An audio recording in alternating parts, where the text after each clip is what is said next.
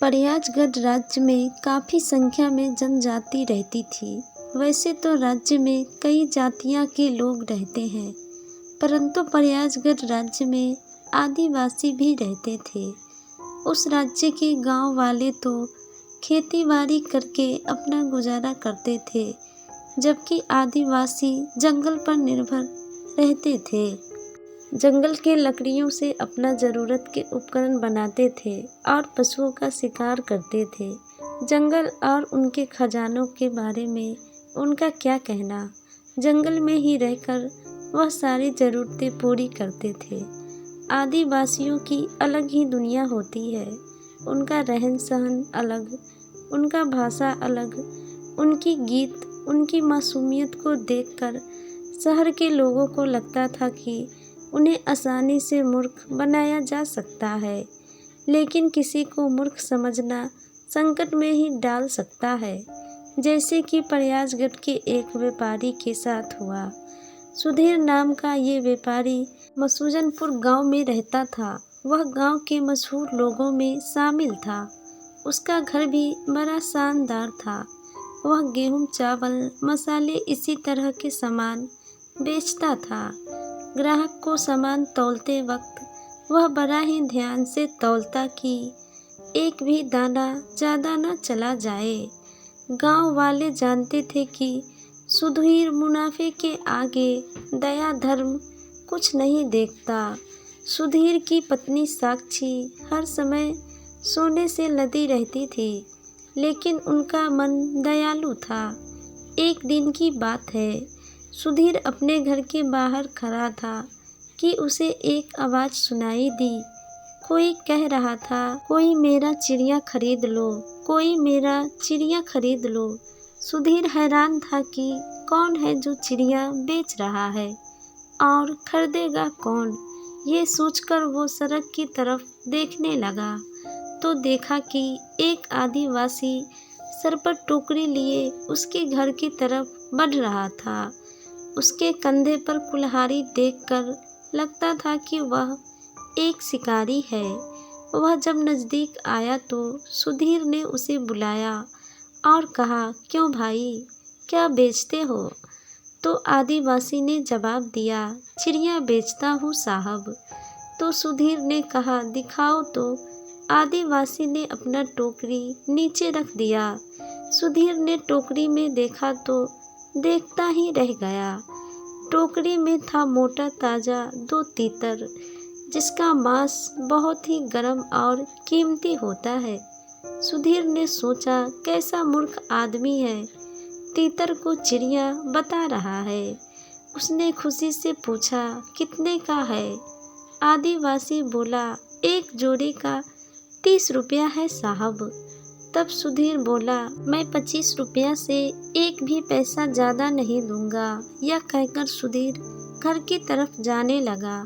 आदिवासी बोला, नहीं नहीं साहब, आप तो बड़े दयालु हैं, कृपया करके इन्हें खरीद लीजिए। ये कहकर उसने पक्षी को टोकरी से बाहर निकालकर रख दिया। सुधीर खुद को शाबाशी देते हुए मुड़ा और गिनकर 25 रुपये आदिवासी को थमा दिए। आदिवासी थोड़ा मुस्कुराया और पैसे रख लिए। सुधीर ने पूछा, तुम्हारा नाम क्या है? आदिवासी ने जवाब दिया, बिरजू। ठीक है बिरजू, अब तुम जाओ। अगली बार तुम्हें और भी चिड़िया मिले तो मुझे बताना। आदिवासी वहाँ से चला गया।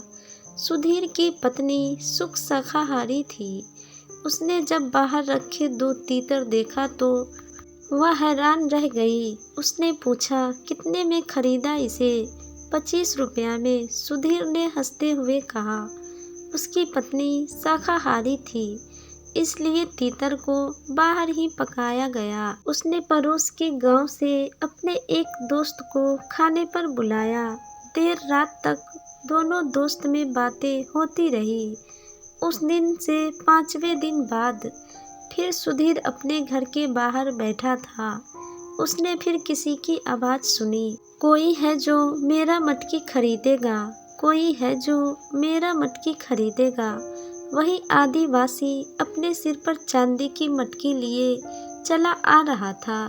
सुधीर ने उसे आवाज़ लगाई, अरे बिरजू, ये मटकी कैसा है, जरा दिखाओ मुझे। बिरजू सुधीर के पास आया और मटकी नीचे रख दिया। सुधीर गौर से उसे देखने लगा और मन में सोचने लगा कि इतना भारी चांदी का मटकी कम से कम 2000 रुपये का तो होगा ही। फिर सुधीर ने बिरजू से बोला, कितने का है ये मटकी? बिरजू बोला, बहुत ही पुराना और मजबूत है ये मटकी, 200 रुपया दे दीजिए साहब। सुधीर का मन गदगद हो गया। वह बोला, बहुत ज़्यादा है, दूसरा ग्राहक ढूंढ लो। बिरजू बोला, नहीं नहीं साहब, आप बड़े अच्छे हैं, आप बताइए आप कितने देंगे? सुधीर ने दृढ़ता से कहा, 150 रुपये देंगे। बिरजू ने धीरे से मटकी आगे कर अपना हाथ फैला लिया। सुधीर ने गिनकर 150 रुपये उसे दे दिए। फिर सुधीर ने अपनी पत्नी को सारा कहानी सुनाई और खूब हंसा। साक्षी बार बार मटकी घुमाकर देखती थी, लेकिन उसे उसमें कोई भी कमी नज़र नहीं आई। फिर वह बोली, ये तो चांदी है और तुम्हें तांबे के भाव मिल गई। उसने मटकी कई लोगों को दिखाई, सबने उस मटकी की तारीफ की। अब तो वह हर दिन घर के बाहर बैठकर बिरजू की राह देखने लगा। वह उससे कुछ और भी खरीदना चाहता था। उसे मटकी खरीदे 10 दिन ही हुए थे। वह घर के बाहर खड़ा था कि उसे बिरजू आता हुआ दिखाई दिया। बिरजू बोलते हुए आ रहा था, मोती मोती, अरे कोई मेरे अनमोल मोती खरीदेगा। सुधीर ने उसे आवाज़ दी और अपनी पुरानी जगह पर आकर बैठ गया। सुधीर ने पूछा, तो बताओ भाई, इस बार क्या बेच रहे हो? ये मोती क्या है? देखिए साहब, आपने ऐसे अनमोल मोती पहली बार देखे होंगे। ये कहते हुए बिरजू ने एक पोटली निकाली और उसे खोलकर रख दिया। चमचमाती हीरो का ढेर लग गया। सुधीर हक्का बक्का रह गया। हीरो की चमक चौंधिया देने वाली थी। कुल 32 हीरे थे, कुछ छोटे दाने तो कुछ बड़े। सुधीर का मुंह सूख रहा था। किसी तरह बोला, कितने कितने पैसे हैं इन मोतियों का? बिरजू सामने देखते हुए बोला, 15 लाख रुपए साहब। क्या 15 लाख? ये तो बहुत ज़्यादा है। सुधीर ने कहना शुरू ही किया था कि बिरजू ने उसे बीच में ही चुप करा दिया। ठीक है, पर मैं एक भी पैसा कम नहीं लूँगा। मोती मेरे अकेले का नहीं, पूरे कबीले का है और मुझे लौटकर उन्हें हिस्सा देना है। सुधीर सोचने लगा कि इस राज्य में हीरे का खदान तो है ही, लेकिन सबको खोदा नहीं गया। इन आदिवासियों को जंगल का कोना कोना मालूम है। हो सकता है कि वो कई सालों से ये दौलत जमा कर रहे हो। फिर सुधीर को बिरजू के हीरे का सही दाम लगाने की काबिलियत है। वह सोचने लगा, अगर ये मूर्ख 2000 रुपये का मटकी सिर्फ 150 में बेच सकता है, तो जो हीरे ये 15 लाख का बेच रहा है, उसकी असली कीमत क्या होगी? सुधीर का दिमाग ये सोचकर चकरा गया। उसने फैसला कर लिया था।